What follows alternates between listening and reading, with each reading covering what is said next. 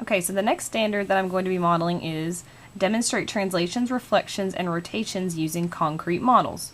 So we have these two visual representations, just two squares.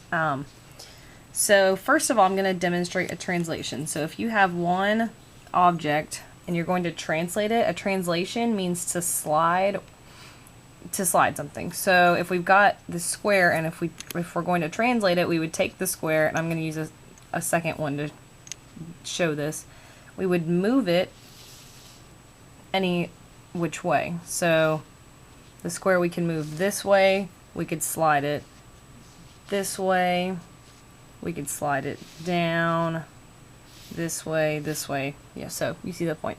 So we move it, we just slide it. So that's considered a translation. Now what I'm going to show you is a rotation. And a rotation is when you turn something in a different direction. So we have this trapezoid. So if we rotated it, we could turn it this way. So it would be like doing that.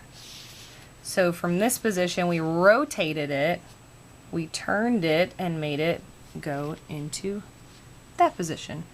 And also it's the same thing, you can turn it in this way, that way, and you can rotate it in any which way that you want, and it's still considered a rotation as long as it's turned and not flipped or anything. Okay, so that's a rotation. And the last one is a reflection.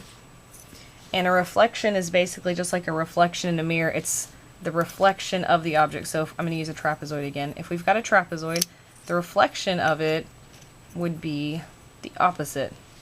So if we just say there's an imaginary line here, this trapezoid is a reflection of this trapezoid. It's just a mirror image of the same object. So to reflect it is to flip, to rotate it is to turn it, and to translate it, a translation means to slide it. And that is demonstrating translations, reflections, and rotations.